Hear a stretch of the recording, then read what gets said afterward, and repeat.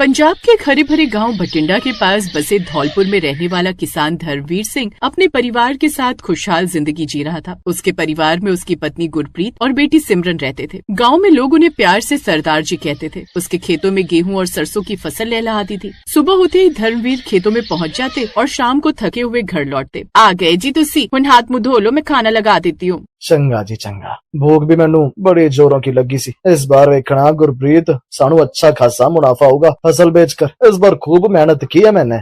वाहिगुरु जी मेहर करिए, ऐसा ही होगा जी। लेकिन कहते हैं ना, कल क्या होगा ये भला किसको पता। ऐसे ही कुछ दिन बीते और एक रोज आसमान अचानक काले बादलों से भर गया। तेज बारिश शुरू हुई। ओ जी, आज तो बहुत तेज बारिश हो रही है।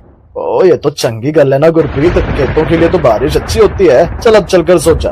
लेकिन वो नहीं जानते थे कि ये बारिश तबाही बनकर आने वाली है। बारिश कई दिनों तक लगातार होती रही और फिर एक रात गांव में अफरा तफरी मच गई। बचाओ बचाओ, बाढ़ आ गई, जल्दी करो, सब अपने अपने घर खाली करो। आवाज सुनकर धर्मवीर बाहर दौड़े हुए आए। उन्होंने देखा चारों तरफ पानी ही पानी था। खेत पूरी तरह डूब चुके थे। हे वाहिगुरु, मेरी पूरी फसल खराब होगी, मैं तो बर्बाद हो गया। फिर कुछ ही घंटों में पानी उनके घर तक पहुंच गया। धीरे धीरे पानी उनके कमरे में भी भरने लगा। उनकी बेटी सिमरन रोते हुए बोली, पापा मेरा घर डूब जाएगा क्या? और नहीं, तू डर मत पुत्र, वो सब ठीक होगा। लेकिन हालात अब बहुत खराब हो चुके थे। उन्हें रातों रात घर छोड़ना पड़ा। उन्होंने जल्दी जल्दी कुछ कपड़े और जरूरी सामान बांधे। गुरप्रीत ने पूछा, अब हम कहाँ जाएंगे जी? लुधियाना में मेरा चचेरा भाई बलदेव सिंह रहता है, कुछ दिन उसके यहाँ रह लेते हैं। जब सब ठीक हो जाएगा तो अपने पिंड में लौट आएंगे। चलो अब देर ना करो। धर्मवीर के पास एक पुरानी वैन थी। पूरा परिवार उसमें बैठकर गांव छोड़कर चला गया। कुछ घंटों बाद वो लुधियाना अपने भाई के यहाँ पहुँच गए, जहाँ बलदेव सिंह ने दरवाजा खोला। ओए धर्मवीर, की हालत बना रखी है, और की दस्सू, बाढ़ ने सब खत्म कर दिता। ओहो, ये तो बड़ा बुरा हुआ। चलो अंदर आओ, अंदर आओ चलो। बलदेव ने उन्हें अंदर बुला लिया। बलदेव की पत्नी का उन्हें देखकर थोड़ा मुंह बन गया, लेकिन वो कहती भी क्या। अब वो सब उनके साथ ही रहने लगे। पहले कुछ दिन सब ठीक चला, लेकिन धीरे धीरे बलदेव और उसकी पत्नी प्रमिला के व्यवहार में बदलाव आने लगा। तो अब क्या साबुन भी हम ही ला कर देंगे? तुम लोग वो भी नहीं ला सकते क्या? अब मेरा पति बेचारा अकेला क्या क्या करे? वो प्राइवेट नौकरी करते, कोई बड़े बिजनेसमैन नहीं जो इतने लोगों का खर्चा उठाते फिरे। ये सुनकर गुरप्रीत चुप हो गई, लेकिन उसके पास और कोई चारा भी नहीं था। वो भले ही घर के सब काम करती, लेकिन फिर भी उसकी देवरानी किसी न किसी बात को लेकर उसे ताना मार ही देती। यूं ही दिन बीतने लगे। फिर एक रोज सिमरन को तेज बुखार हो गया। गुरप्रीत घबरा कर बोली, ओ जी, सिमरन का शरीर तो आग की तरह तप रहा है, लगता है इसे तेज बुखार है। धर्मवीर उसे जल्दी अस्पताल लेकर भागा, जहाँ डॉक्टर ने जांच करके कहा, देखिए ना, इन्फेक्शन है, अगले कुछ दिन अब इसे अस्पताल में भर्ती रखना पड़ेगा। ये सुनकर गुरप्रीत रोने लगी। हे वाहिगुरु, ये कैसे कैसे दिन दिखा रहा है तू सानू। ओए तू तो इस सरदार की शेरनी वोटी है, वो घबरा मत, हमारी बेटी ठीक हो जाएगी। अब अगले दिन तक सिमरन अस्पताल में भर्ती रही। एक काम करो गुरप्रीत, तुम घर जाओ, इससे मैं सिमरन के पास रह लेता हूँ। कहीं ऐसा ना हो अस्पताल में रहकर तुम्हारी तबीयत पर कोई बुरा असर पड़े। अपने पति के कहने पर अब वो घर चली जाती है और अब सरदार जी दिन रात वहीं बैठे रहते। जब भी उन्हें भूख लगती तो वो अस्पताल के बाहर जाते। वहाँ कई ठेले लगे थे। धर्मवीर ने जहाँ भी नजर दौड़ाई, वहाँ हर तरफ बस ऐसे ही फास्ट फूड के ठेले थे। कहीं पिज्जा, समोसे, ब्रेड ऑमलेट, नूडल्स, लेकिन कहीं भी खाना नहीं था। कमाल है यार, यहाँ इतने ठेले हैं लेकिन सब जगह बस वही फास्ट फूड खाना है। खाना तो कहीं है ही नहीं। अब लगता है इसी से काम चलाना पड़ेगा। अब उसने मन मारकर वो खाना खा तो लिया, लेकिन उसे वो स्वाद नहीं आया। तभी उसने देखा कि एक ठेले पर 2 अस्पताल कर्मचारी बात कर रहे थे। यार रोज रोज यही पिज्जा और समोसे खाकर बोर हो गया हूँ सच में यार। घर के खाने को तो तरस गए। काश यहाँ कोई घर जैसा खाना बेचता। जब से गाँव से शहर आया हूँ ना, माँ के हाथ के दाल चावल खाने को तरस गया हूँ। राजमा चावल, कड़ी चावल, क्या स्वाद होता था उन सब में। सच कहूँ तो मेरा तो सरसों का साग और मक्के की रोटी खाने का और वो लस्सी के साथ हरी मिर्च के साथ खाने का बड़ा मन करता है यार।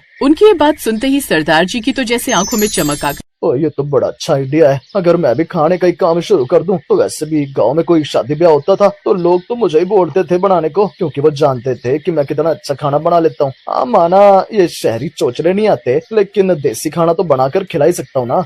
फिर कुछ दिन बाद सिमरन ठीक होकर अस्पताल से घर आ गई। लेकिन उसी दिन बलदेव सिंह ने उनसे कह दिया, धर्मवीर देखो, बुरा मत मानना, लेकिन अब तुम लोग अपने रहने का इंतजाम कर। भाई मैं भी फैमिली वाला हूँ, आखिर कब तक तुम लोगों को अपने यहाँ रखूंगा। देख मेरी बात समझ, तेरी भाभी से रोज मेरी इस टॉपिक पर लड़ाई होती है। कोई गल नहीं भाई, हम संभाल लेंगे। फिर कमरे में जाकर वो अपना सामान बांधने लगे। गुरप्रीत ने पूछा, अब क्या करेंगे? पहले यहाँ से चलो, फिर मैंने कुछ काम सोचा है। अगर वो चल निकला तो हमें परेशान होने की जरूरत नहीं है। धर्मवीर के पास कुछ पैसे थे, जिससे उसने एक कमरा किराए पर ले लिया। बताइए जी, क्या काम सोचा है आपने? तो मैंने काम सोच लिया है, फूड वैन का। Food van? हाँ गुरप्रीत, अस्पताल के बाहर लोग घर के खाने को तरस रहे हैं। गरम पंजाबी खाना बनाकर बेचे तो जरूर चलेगा। अगर आपको इतना विश्वास है तो मैं भी तैयार हूँ। फिर उन्होंने अगले ही दिन जाकर जरूरत का सामान ले लिया। फिर अगले दिन ही दोनों ने मिलकर खाना बनाना शुरू किया। पूरी रसोई में खुशबू फैल गई। राजमा उबल रहे थे, कढ़ी पक रही थी, सरसों का साग बन रहा था। आज तो ऐसा लग रहा है जैसे पूरा पंजाब रसोई में उतर आया है। हाँ गुरप्रीत, बस आज हमारी किस्मत भी बदल जाए। अब उन्होंने सब बनाकर तैयार किया। राजमा चावल, कढ़ी चावल, मक्के की रोटी और सरसों का साग, इसके साथ में ठंडी ठंडी लस्सी। फिर सब कुछ बड़े बड़े कंटेनर में वैन में रखा गया। कुछ देर बाद वो अपनी वैन लेकर अस्पताल के बाहर पहुंच गए। वैन के ऊपर उन्होंने बोर्ड लगाया, सरदार जी की फूड वैन, घर जैसा पंजाबी खाना। जैसे ही लंच टाइम शुरू हुआ तो लोग बाहर आए खाना खाने के लिए। शुरू में लोग दूर से देख रहे थे। फिर एक नर्स उनके पास आई। जी क्या मिलता है यहाँ? ओ भैन जी, राजमा चावल, कढ़ी चावल, सरसों का साग, सब घर जैसा। एक बार खा कर तो देखो। अच्छा ये बात है तो एक प्लेट लगा दो। फिर नर्स ने एक प्लेट ली। जैसे उसने पहला कौर खाया उसकी आंखें चमक उठी। वाह, बिल्कुल घर जैसा स्वाद। तभी वो दोनों लड़के भी वहाँ आ गए। उन्होंने जैसे ही राजमा चावल और सरसों का साग वहाँ देखा तो उनका मन खुश हो गया। वाह भाई, जल्दी से हमारे लिए भी एक प्लेट लगा दो। मैं तो राजमा चावल खाऊंगा, और मैं तो सरसों का साग और मक्के की रोटी, साथ में लस्सी भी। फिर कुछ ही मिनटों में खबर फैल गई। लोग लाइन में लगने लगे और कुछ देर बाद तो अस्पताल के डॉक्टर भी आ गए। एक डॉक्टर ने पूछा, ये खाना आपने बनाया है? जी हाँ जी, मैंने ही, और मेरी वोटी मतलब मेरी कराली ने बनाया है। वाह, कमाल का स्वाद है। अब देखते ही देखते वैन के सामने भीड़ लग गई। कोई राजमा ले रहा था, कोई लस्सी, कोई कढ़ी चावल, तो कोई कुल्हड़ वाली खीर। शाम तक सारा खाना खत्म हो गया। सरदार जी ने आसमान की ओर देखा। वाहेगुरु, तूने फिर से जीने का रास्ता दे दिता। कुछ ही महीनों में सरदार जी की फूड वैन अस्पताल के बाहर सबसे मशहूर बन गई। लोग दूर दूर से आते। कोई कहता कि यहाँ घर का स्वाद मिलता है, तो कोई कहता यहाँ दिल से खाना बनता है। फिर एक दिन सिमरन ने पूछा, पापा क्या हम फिर अपने गांव लौटेंगे? सरदार जी मुस्कुराए। हाँ पुत्र, एक दिन नया घर भी बनेगा और खेत भी। पुत्र, मुसीबत इंसान को तोड़ने नहीं, उसनों नया रास्ता दिखाने आती है। गुरप्रीत ने भी सिर हिलाया और उनकी नई जिंदगी की कहानी वहीं से शुरू हो गई। अब वो खूब अच्छी कमाई करने लगे और पूरे लुधियाना में फेमस हो गए। कुछ समय बाद उसने लुधियाना में भी खुद का बड़ा सा घर ले लिया। साथ ही उन्होंने अपने गांव में भी पक्का घर बना लिया।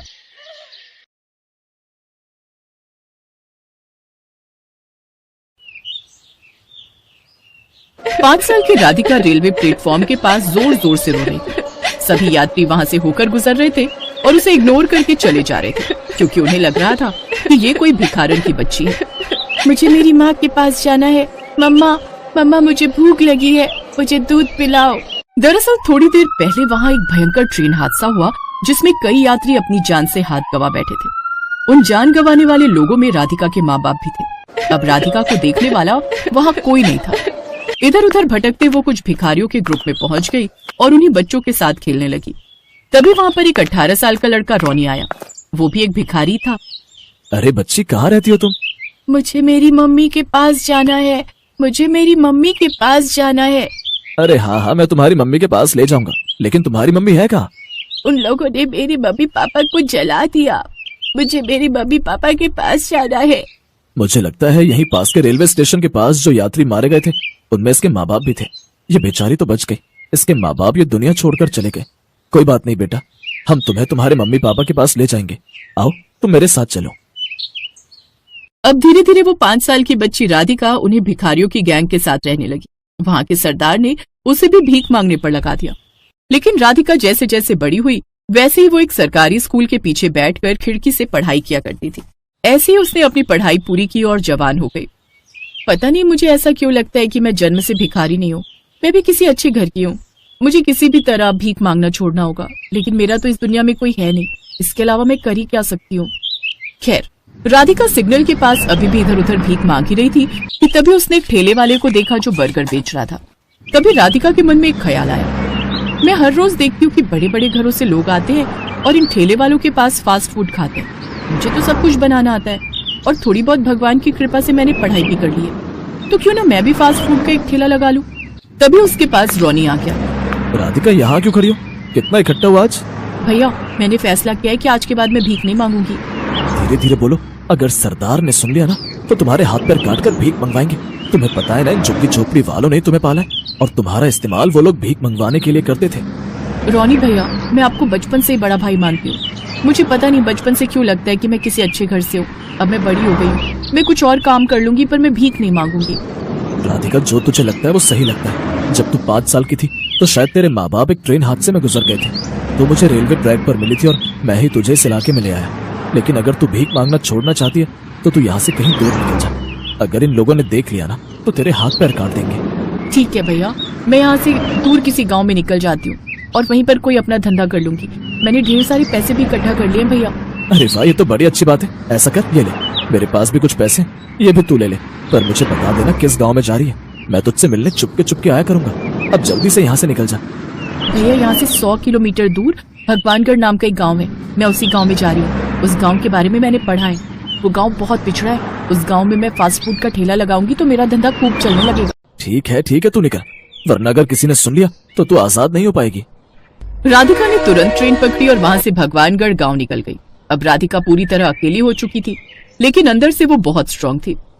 मैं अकेली इस गांव में तो आ गई हूँ, पर मैं फास्ट फूड का ठेला लगाऊंगी कहाँ और कैसे?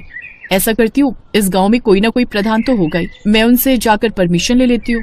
राधिका ने गांव के प्रधान का पता लगाया और उनकी हवेली पर पहुंच गई।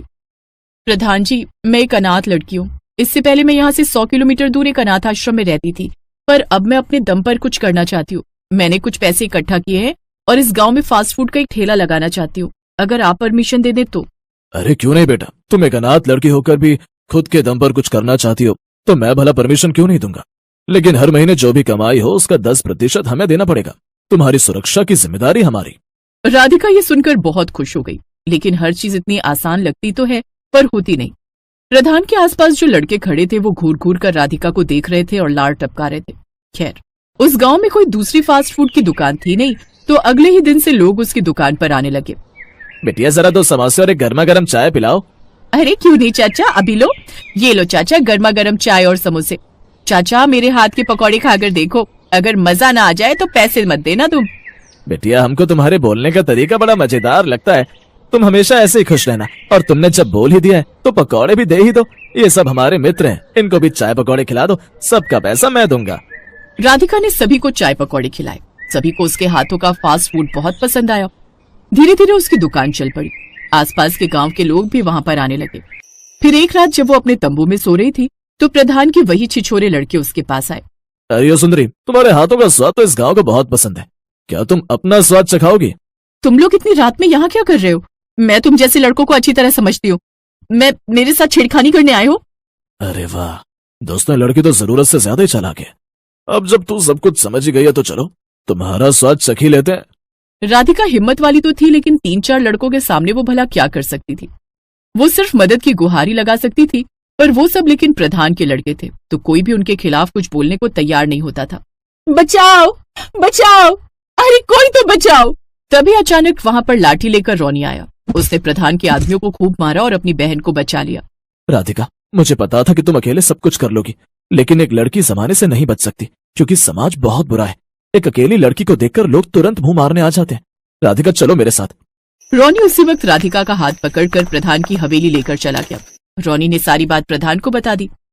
तुम जैसे छिछोरे लड़कों की वजह से ही हमारा और हमारे गांव का नाम खराब होता है। एक बेचारी अकेली लड़की को देखकर तुम लोग उस पर टूट पड़े। वैसे बेटा तुम कौन हो? प्रधान जी, मैं इसका भाई हूँ, सगा तो नहीं लेकिन सगे से बढ़कर हूँ, और आज के बाद मैं भी इसके साथ यहीं रहूंगा, इसकी सुरक्षा के लिए। अगले दिन राधिका ने अपना फास्ट फूड का स्टॉल लगाया तो रोनी भी उसके साथ खड़ा हो गया। उसके फास्ट फूड के स्टॉल पर इतनी भीड़ देखकर रोनी को बहुत आश्चर्य हुआ। अगले दिन राधिका ने अपना फास्ट फूड का स्टॉल लगाया तो रोनी भी उसके साथ खड़ा हो गया। उसके फास्ट फूड के स्टॉल पर इतनी भीड़ देखकर रोनी को बहुत आश्चर्य हुआ। राधिका, अभी तुम्हें आए हुए ज्यादा दिन भी नहीं हुए, इतनी जल्दी तुम्हारा फास्ट फूड का काम कैसे चलने लगा? भैया, जिस स्कूल के पीछे मैंने पढ़ाई की है, वहाँ का एक टीचर अक्सर कहता रहता था कि अगर कोई भी काम मजे से किया जाए तो वो जरूर सफल होता है। मैंने वही ट्रिक इस्तेमाल कर ली। बस मुझ में एक कमी थी, और वो ये कि मैं अकेली लड़की थी।